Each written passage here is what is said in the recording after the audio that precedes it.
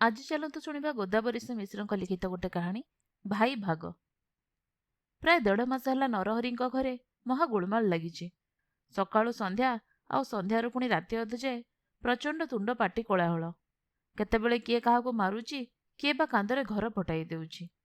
ଗ୍ରୀଷ୍ମକାଳୀନ ବର୍ଷା ସମୟର ଆନ୍ଦୋଳିତ ମେଘରାଶି ଆକାଶରୁ ହଠାତ୍ ଦୁମଦାମ କୁଆପଥର ଅସରାଏ ବର୍ଷି ଟିକେ ଶାନ୍ତ ହେଲା ପରି କିଏ ବା ରାଗି ପାଟି କରି ପରେ ବିଧା ଗୋଇଠା ମାଡ଼ରେ ସେ ରାଗ କିଛି ସମୟ ପାଇଁ ଖଲାସ କରୁଛି। 2-4ଟା ଠେଙ୍ଗା ଭାଙ୍ଗିଗଲାଣି, କାହା ମୁଣ୍ଡ ଫାଟିଲାଣି, କାହାର ହାତ ଗୋଡ଼ ଜଖମ ହେଲାଣି, ତଥାପି କଳିର ବିରାମ ନାହିଁ। ମନରେ କ୍ରୋଧ, ହିଂସା, ମାନ, ଅଭିମାନ, କେତେବେଳେ ମୁହଁର ଫାଙ୍କା ଶବ୍ଦରେ, କେତେବେଳେ ବା ହାତ ଗୋଡ଼ର ଭାରମୟ ଓଜନି। ନରହରିଙ୍କର 2 ପୁଅ, ନୀଳକଣ୍ଠ ଆଉ ରାମଚନ୍ଦ୍ର। ବୟସରେ ଅଳ୍ପ ସାନ ବଡ଼, ଦୁହେଁ ବେଶ୍ ଖୁସିବାସରେ ଚଳୁଥିଲେ। ଗ୍ରାମର ଲୋକେ ତାଙ୍କର ମେଳ ଦେଖି ତାଙ୍କୁ ରାମଲକ୍ଷ୍ମଣ ନାମ ଦେଇଥିଲେ। ଆଗେ ନୀଳକଣ୍ଠର ଭାର୍ଯ୍ୟା ଆସିଲା, ତାକୁ ମଧ୍ୟ ଲୋକେ ସୀତା ବୋଲି କହିଲେ।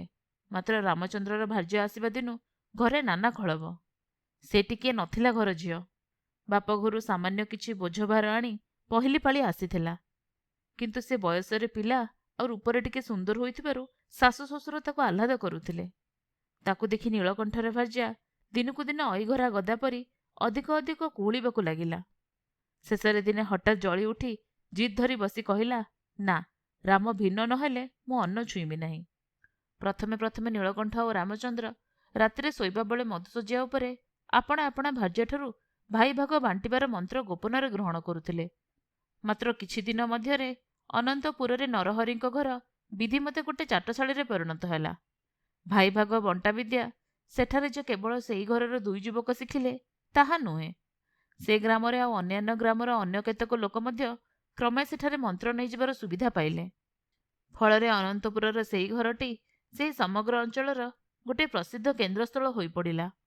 ଘର ଦାଣ୍ଡପଟେ ନୀଳକଣ୍ଠ ଆଉ ରାମଚନ୍ଦ୍ର ଭିତରେ ଯେପରି କଳହ ଓ ପିଟାପିଟି, ବାରିପଟେ ତାଙ୍କର 2 ପ୍ରେୟସୀଙ୍କ ମଧ୍ୟରେ ତାଠାରୁ ଆହୁରି ଅଧିକ। ମୋଟ ଉପରେ ନରହରିଙ୍କ ଛୋଟିଆ ଘର ଖଣ୍ଡିକର 2 ଆଡ଼େ 2ଟି କ୍ଷୁଦ୍ର ମହାଭାରତ ଯୁଦ୍ଧ। କିନ୍ତୁ ନରହରିଙ୍କ ଜିଦ୍ ଯେ ସେ ଭାଗ ବଣ୍ଟାଇ ଦେବେ ନାହିଁ। ସେ କହନ୍ତି, ତୁମେମାନେ ମୋ ଅନ୍ତେ ଯାହା କରିବ, ମୁଁ ଜିଇଥିଲା ଯାଏ ସମ୍ପତ୍ତିରେ ହାତ ଦେଇପାରିବ ନାହିଁ କି ବାଣ୍ଟି ନେଇପାରିବ ନାହିଁ। ଭଦ୍ରଲୋକ କେତେଥର ଆସି ଫେରିଲେଣି। ନରହରି ପୁଅ ବୋହୂଙ୍କର ହାତ ଗୋଡ଼ ଧରୁଛନ୍ତି, ଲକସ୍ତକ ହେଉଛନ୍ତି, କହୁଛନ୍ତି, ଆଉ କେଇଟା ବର୍ଷ ବଞ୍ଚିବି ଅବା ମୁଁ? ଏଇ ତ ତୁମ କଳିଗୋଳ ଦେଖି ବୁଢ଼ୀ ଆଖି ବୁଜିବା ଉପରେ ବସିଲାଣି। ଧନ ମୋର, ବାପ ମୋର, ମା ମୋର, ମିଳିମିଶି ଚଳ। ମୁଁ ମଲେ ତେଣିକି ଯାହା କରିବ। କେତେ କଷ୍ଟରେ ଏଇ ହାତରେ ଧନ ସମ୍ପତ୍ତି କରିଛି, ମୋ ଦେହ ସହିବ କିପରି? ଏହା କହି ସେ ଯେଉଁ ହାତରେ ଧନ ସମ୍ପତ୍ତି କରିଥିଲେ ତାହା ଦେଖାନ୍ତି। ମାତ୍ର ପୁଅ ବୋହୂ ଦେଖନ୍ତି ନାହିଁ, ଆଖି ବୁଜି ରଖନ୍ତି। ଅନନ୍ତପୁରର ସୋମନାଥ ସେ ଅଞ୍ଚଳର 10-5 କୋଶ ଆୟତନ ମଧ୍ୟରେ ଜଣେ ବିଶେଷ ଜଣାଶୁଣା ଲୋକ। ବାଡ଼ି ଅଗରେ ଗୋବାଇ ଜମିବାଡ଼ି ନାହିଁ, ପେଟରେ ବିଦ୍ୟା ମଧ୍ୟ ନାହିଁ, ଘରେ ପିଲା ପଢ଼ିକା ନାହାନ୍ତି, କେବଳ ମାମୁମାଇଁ 2 ପ୍ରାଣୀ। ତେବେ ତାଙ୍କର ଇଲମ ଅଛି। ପୋଲିସ ଥାନାରୁ ଯେ ପଇସାଟିଏ ପାଏ, ସେ ବାଘପାଟିରୁ ଆହାର କାଢ଼ି ନେଲା ପରି କଠିନ କାର୍ଯ୍ୟ କରେ। ସୋମନାଥ ଥାନାରୁ ବର୍ଷକେ 10-25 ଟଙ୍କା, ଆମ୍ବ ଦିନେ ଆମ୍ବଟାଏ, ପଣସ ସମୟରେ ପଣସଟାଏ ପାଇଥାନ୍ତି। ତା ଛଡ଼ା ଟରଣିଗିରି କରି ସେ ଅଞ୍ଚଳର ଲୋକଙ୍କୁ ସହରର ଓକିଲ ମୁକ୍ତାର ମୋହରିରଙ୍କ ପାଖକୁ ପଠାଇବାର ମଧ୍ୟ ଆଉ ଏକ ତାଙ୍କ ପେଶା। ସେଥିରେ ସେମାନଙ୍କଠାରୁ ପାଉଣାର ତାଙ୍କ ଅଂଶ ମିଳେ। ଏସବୁରେ ତାଙ୍କର ଛୋଟିଆ ପରିବାରଟି ଖାଇ ପିନ୍ଧି ବେଶ୍ ଚଳିଯାଆନ୍ତି। ସୋମନାଥଙ୍କ ପରାମର୍ଶରେ ନୀଳକଣ୍ଠ ବାପା ନରହରି ଆଉ ଭାଇ ରାମଚନ୍ଦ୍ରକୁ ପକ୍ଷ କରି ଦେବା ଅଦାଲତରେ ସମ୍ପତ୍ତି ବାଣ୍ଟର ମକଦ୍ଦମା ଦାୟର କଲା। ରାମଚନ୍ଦ୍ର ସଙ୍ଗେ ସଙ୍ଗେ ନୀଳକଣ୍ଠ ନାମରେ ଫୌଜଦାରୀ ଅଦାଲତରେ ଏକ ମାରପିଟ ମକଦ୍ଦମା ଚଳାଇଲା, ତାହା ମଧ୍ୟ ସେହି ସୋମନାଥଙ୍କ ମନ୍ତ୍ରଣାରେ। ସେ ଅଞ୍ଚଳର 2 ଜଣ ମହାଜନ ଏକ ଏକ ପକ୍ଷ ଆବେରି ନେଇ ମକଦ୍ଦମା ଖର୍ଚ୍ଚ ନିମନ୍ତେ ଟଙ୍କା ପଇସା ଯୋଗାଇଲେ। ସେମାନଙ୍କ ମନ୍ତ୍ରଣା ଆଉ ମହାଜନମାନଙ୍କ ଅର୍ଥରେ ମକଦ୍ଦମା 2ଟି ବେଶ୍ ଧମଧାମ ଚାଲିଲା। ଓକିଲ ମୁକ୍ତାର ଓ ମୋହରିରମାନେ ହାତରେ 2-4 ପଇସା ଧରିବାକୁ ପାଇଲେ।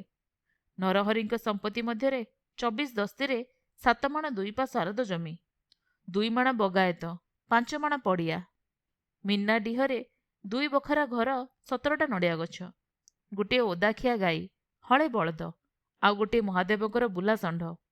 ଏହାଛଡ଼ା ବାସନକୁସନ, ଲୁଗାପଟା, ହାଣ୍ଡି କଡ଼େଇ ଆଦି ମଧ୍ୟ ଏ ଅନୁପାତରେ ବେଶ୍ ଥିଲା। ମକଦ୍ଦମା ଅନେକ ଦିନ ଚାଲିଲା, ଅନେକ ସାକ୍ଷ୍ୟ ପ୍ରମାଣ ନିଆଗଲା। ଫୌଜିଦାରୀ କଚେରୀରେ ନୀଳକଣ୍ଠକୁ ଜରିମାନା ହେଲା। ତହୁଁ ସେ କସରତରେ ପଡ଼ିଗଲା ମାଲ ପରି, ପୁଣି ହୁଙ୍କାରି କରି ଉଠିଲା। ମହାଜନଙ୍କ ଟଙ୍କାର ଝୁଣଝୁଣ ଶବ୍ଦ ଆଉ ସୋମନାଥଙ୍କ ପରାମର୍ଶ ସେ ହୁଙ୍କାରକୁ ଆହୁରି ଟାଣ କରି ପକାଇଲା। ଫଳରେ ରାମଚନ୍ଦ୍ରକୁ ଥାନା ହାଜତ ଭିତରକୁ ଯାଇ ହାଜର ହେବାକୁ ହେଲା। ସୋମନାଥ ଗୋପନରେ ଦରୋଗା ସହିତ ପରାମର୍ଶ କରି ଟଙ୍କା ପଇସାର ସ୍ରୋତ ବୁହାଇ ତାର ଖସିବା ବାଟ ସରଳ କରିନଥିଲେ ମକଦ୍ଦମା ବିଚାରରେ ହୁଏତ ରାମଚନ୍ଦ୍ରକୁ ଜେଲଖାନା ଯିବାକୁ ପଡ଼ିଥାନ୍ତା। ଫୌଜିଦାରୀ ଅଦାଲତର ଏସବୁ ଗୋଳମାଳ ଏଣେ ଚାଲିଥିବା ବେଳେ ଦେବାନୀ ଅଦାଲତରେ ହାକିମ ରାୟ ଦେଲେ ଯେ ବାପ ଓ ଦୁଇ ପୁଅଙ୍କ ଭିତରେ ସମ୍ପତ୍ତି 3 ଭାଗରେ ବିଭକ୍ତ ହେବ। ରେଳ ଷ୍ଟେସନରେ ଯାତ୍ରୀମାନେ ଚଲାବୁଲା, କଥାବାର୍ତ୍ତା, ଗୋଳମାଳ, କିଣାବିକା, ଖିଆପିଆ କରୁଥାନ୍ତି। କାହାରି କିଛି ଧୋକା ନଥାଏ। ମାତ୍ର ହଠାତ୍ ଘଣ୍ଟା ବାଜିଗଲେ ଗାଡ଼ି ଛାଡ଼ିବାକୁ ବିଳମ୍ବ ଥିଲେ ସୁଦ୍ଧା ଯେପରି ସେମାନେ ଯେ ଯାହା ସ୍ଥାନକୁ ଯାଇ ଜାଗା ଆବେରି ବସି ପଡ଼ନ୍ତି। ଦେବାନୀ ଅଦାଲତ ହାକିମ ହୁକୁମରେ ନୀଳକଣ୍ଠ ଓ ରାମଚନ୍ଦ୍ର ସେହିପରି ତାଙ୍କର ନିତ୍ୟ କଳିଗୋଳ ପିଟାପିଟି ଆଦି ଛାଡ଼ିଦେଇ ଟିକେ ସ୍ଥିର ହୋଇ ବସି ପଡ଼ିଲେ। ସମ୍ପତ୍ତିର ତାଲିକା ହେଲା।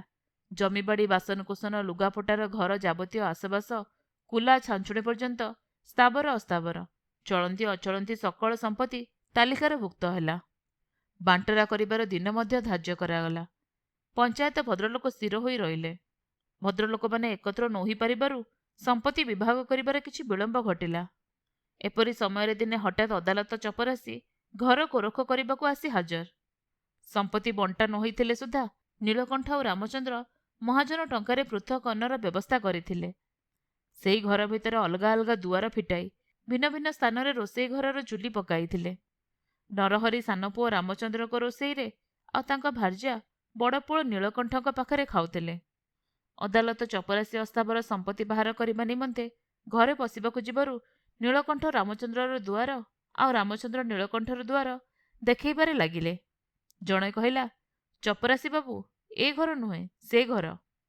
ଆଉ ଜଣକ କହିଲା, ହଜୁର, ସେ ଶଇତାନ କଥା ଶୁଣନ୍ତୁ ନାହିଁ, ସେଇ ଘର। ମାତ୍ର ଚପରାସି ଘର ବାଛିବାରେ ଅସୁବିଧା ହେଲା ନାହିଁ। ନୀଳକଣ୍ଠ ଓ ରାମଚନ୍ଦ୍ର ଉଭୟଙ୍କର 2 ମହାଜନ ତା ସମ୍ପତ୍ତି ସବୁ ଚିହ୍ନଟ ଦେବାକୁ ଆସିଥିଲେ। ଚପରାସି ଉଭୟ ଦ୍ୱାର ବଟେ ଘରେ ପଶି ସମୁଦାୟ ଅସ୍ଥାବର ସମ୍ପତ୍ତି ଗୋଟି ଗୋଟି କରି ବାହାରକୁ କରାଇ ନେଲା। ଏପରିକି ଲିପିଲା ମାଟି ଗୋବର ଲଣ୍ଡା ସୁଦ୍ଧା ରହିଲା ନାହିଁ। ମହାଜନମାନେ ମକଦ୍ଦମା ଖର୍ଚ୍ଚ ଲାଗି ଯେତେ ଟଙ୍କା କରଜ ଖାତାରେ ଲେଖିଦେଇଥିଲେ ସେସବୁ ଅଦାଲତରେ ଏକତରଫା ଡିଗ୍ରୀ ହୋଇଥିଲା। ନୀଳକଣ୍ଠ ଆଉ ରାମଚନ୍ଦ୍ର ଚପରାସିକୁ ବାଧା ଦେବାକୁ ଗଲେ। ମାତ୍ର ଚପରାସି ସରକାରୀ ତକମା ପିନ୍ଧିଛି, ଅଦାଲତରୁ ହୁକୁମ ଆଣିଛି। ସେ ବଳରେ ସେ ପର୍ବତ ଟାଳିପାରେ, ଆଉ ଚନ୍ଦ୍ରସୂର୍ଯ୍ୟଙ୍କୁ ଆଗୁଳି ପାରେ।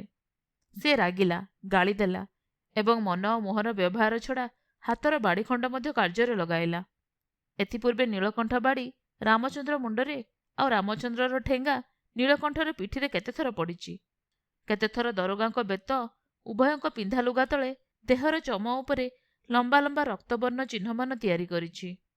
ସେତେବେଳେ ନୀଳକଣ୍ଠ ଗାଳିମାଡ଼ ଅପମାନ ଖାଇଲେ ରାମଚନ୍ଦ୍ର ଖୁସି ହେଉଥିଲା, ଆଉ ରାମଚନ୍ଦ୍ର ଉପରେ ପ୍ରହାର ବସିଲେ ନୀଳକଣ୍ଠର ହୃଦୟ ଆନନ୍ଦରେ ନାଚୁଥିଲା। ଆଜି କିନ୍ତୁ ହଠାତ୍ କି ପରିବର୍ତ୍ତନ ହେଲା? ଅଦାଲତ ଚପରାସିର ବ୍ୟବହାରରେ ପ୍ରତିବାଦ କରିବା ପାଇଁ ନୀଳକଣ୍ଠ ଆଉ ରାମଚନ୍ଦ୍ର ଏକତ୍ର ବାହାରିଲେ। କହିଲେ, ଚପରାସି, ତୁମେ ଜିନିଷ ନେବ ତ ନିଅ, ମାରିବ କିଆଁ? ସେ ହଉ କି ମୁଁ ହଉ, କାହାରି ଦେହରେ ହାତ ଲଗାଇଲେ ତୁମେ ଦେଖିବ, ଆମେ ଦେଖିବୁ। ଅସ୍ଥାବର ସମ୍ପତ୍ତି ଯଥା ସମୟରେ ନିଲାମ ହେଲା, ମାତ୍ର ସେଥିରୁ ମହାଜନଙ୍କ ପାଉଣାରେ ଚଉଠେ ସୁଦ୍ଧା ଉଠିଲା ନାହିଁ। ସୁତରାଂ ସେମାନେ ଜମିବାଡ଼ି ଆଦି ସ୍ଥାବର ସମ୍ପତ୍ତି ନିଲାମ କରାଇ ବାକି ଟଙ୍କା ଆଦାୟ କରିନେଲେ। ନରହରି 2 ପୁଅଙ୍କ ବିବାହ ସକାଶେ କରଜ ଯେଉଁ ମହାଜନଙ୍କଠାରୁ ଆଣିଥିଲା ସେ ଜାତିରେ ଥିଲେ ବ୍ରାହ୍ମଣ। ବୈଦିକମାନଙ୍କ ସହିତ ବିବାହ ସମ୍ପର୍କ ତାଙ୍କର ଚଳେ ନାହିଁ। ତଥାପି ସେ ନରହରିଙ୍କ ଏକମାତ୍ର କନ୍ୟାକୁ ବିବାହ କରିବାକୁ ଜିଦ୍ ଧରିଥିଲେ। ନିଜ ବଂଶମର୍ଯ୍ୟାଦା ରକ୍ଷା କରିବା ନିମନ୍ତେ ନରହରି ସେ ପ୍ରସ୍ତାବରେ ନାରାଜ ହୋଇ କନ୍ୟାକୁ ଅନ୍ୟତ୍ର ସତ୍କୁଳରେ ଦେଇଥିଲେ। ବିବାହ ପରେ 4ଠି ଦିନ କନ୍ୟା ଅବଶ୍ୟ ମରିଗଲା, କିନ୍ତୁ ତାର ଚିତାଗ୍ନିରୁ ସମଗ୍ର ଉତ୍ତାପ ମଧୁପଣ୍ଡାର ମୁଣ୍ଡରେ ଯାଇ ଜମା ହୋଇ ରହିଲା। ମଧୁପଣ୍ଡା ଜଣେ ବେଶ୍ ବୁଢ଼ାମାରି ରହିବା ଲୋକ। ସୁଧମୂଲ ହିସାବ କରି ନରହରିଙ୍କଠାରୁ ତମସୁକ ବାବଦ ସମୁଦାୟ 763 ଟଙ୍କା 5 ଅଣା 8 ପାଉଲା ଅଧେ ବୁଝି ନେଇଥିଲେ ସୁଦ୍ଧା ଦଲିଲଟି ତାକୁ ଉଆପାସ ଦେଇନଥିଲେ। ନରହରି ଦଲିଲ ମାଗିଲା ବେଳେ କହିଥିଲେ, ଦଲିଲ ନେଇ ଆଉ କ'ଣ ଚାଟିବ ମହାପାତ୍ରେ? ଟଙ୍କା ତ ଦେଲ, ଗଲା, ଆଉ ଦଲିଲରେ କ'ଣ ଥାଏ? ନରହରି ସେଦିନ ଦଲିଲ ନ ନେଇ ଅବଶ୍ୟ ଫେରି ଆସିଲେ, ମାତ୍ର ତାପରେ କେତେଥର ଯାଇ ମାଗିଛନ୍ତି। କେତେବେଳେ ମଧୁପଣ୍ଡା କୁହନ୍ତି, ପୁଅ ପାଖରେ ଅଛି, ଆଉ ଦିନେ ଆସିବ। ଆଉ କେତେବେଳେ କୁହନ୍ତି, ସିନ୍ଦୁକର କୁଞ୍ଜିକାଠି ହଜିଯାଇଛି, ଯାଅ, ମୁଁ ପରେ ପଠାଇଦେବି। ମାତ୍ର ନରହରି ଚାଲିଗଲେ ସେ ନିଜକୁ ନିଜ କୁହନ୍ତି, ଏ ଜିନିଷ ହାତରୁ ଛାଡ଼ିବାର ନୁହେଁ। ଏ ଯେତେଦିନ ମୋ ପାଖରେ ଅଛି ସେ ବ୍ରାହ୍ମଣ ଟୋକାର ଚୁଟି ମୋ ହାତରେ ରହିଛି। ସଜ ଉଣ୍ଡି ଦିନେ ଦେଖିବି କିମିତି ଭଟ୍ଟ ମିଶ୍ର ସାଆନ୍ତ ସେ, ଆଉ ମୁଁ ହାଡ଼ି ପାଣରୁ ହୀନ।